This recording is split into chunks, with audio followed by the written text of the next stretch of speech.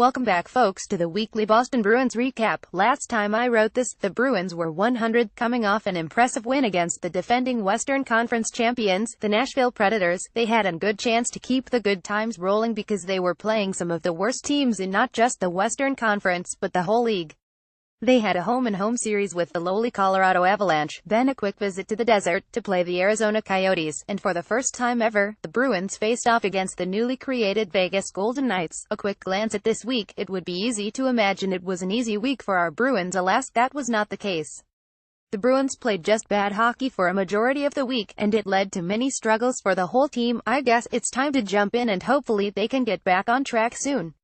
Game 1 Colorado Avalanche. For the second game of the season, the Bruins welcomed the Avies to Boston for a Columbus Day matinee. After a couple days off after the Predators game, the Bruins came out slow and lethargic, and they paid for it, giving up 2 first-period goals to the visitors, courtesy of Sven Andrighetto and JT Compher. After a scoreless second frame, the Bruins still couldn't deliver anything resembling an offensive attack, and 2012 1 overall pick Nail Yakupov potted 2 third-period goals to finally finish off the Bees as the home squad fell to the Avalanche 40. Full recap can be found here.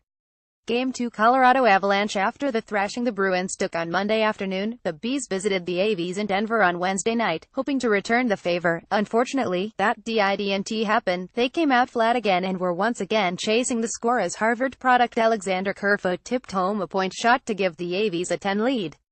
Only after a superb shot by Brad Marchand gave the Bruins some hope as the first period ended tied at 1. In the second, however, that's when the wheels fell off. Just 1 minute into the period, Nail Yakupov scored to regain the lead for the Avalanche. Then just after halfway into the frame, Sven Andrighetto put one home on the PP to give the home team a 31 lead. Minutes later, Matt Duchene added to their lead to 41 and seemingly put the game to bed.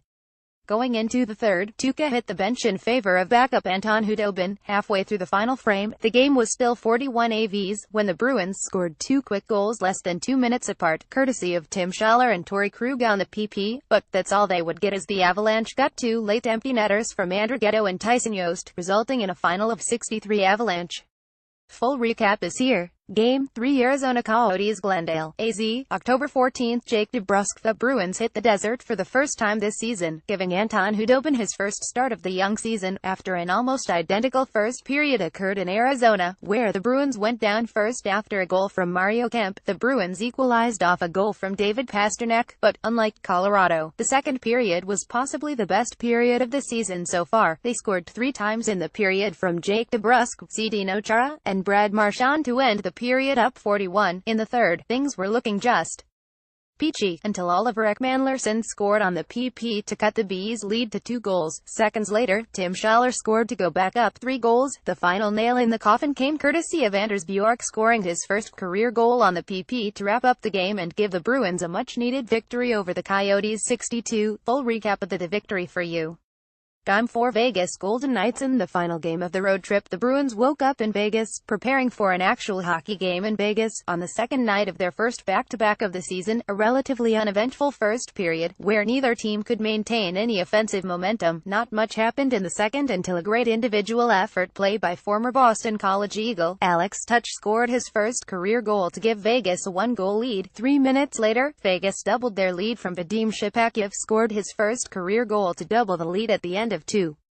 In the third, the Bruins didn't get on the board until there was 30 seconds left, when David Pastrnak banked the puck of a Vegas defender into the net to cut the defect to 1. However, Oscar Lindberg scored an empty netter, making it 31, capping off a very frustrating road trip for the Bruins. To make matters worse, both Ryan Spooner and Adam McQuaid left the game with injuries and did not return. If you really want to relive this loss, recap is here. Bruins current 201,718 record 230, the road ahead finishing the week a miserable 130. The Bruins return home on Thursday to play the Vancouver Canucks, and then on Saturday, they host North Chelmsford, MA native and Boston University alum Jack Eichel to town for a quick 2-game week.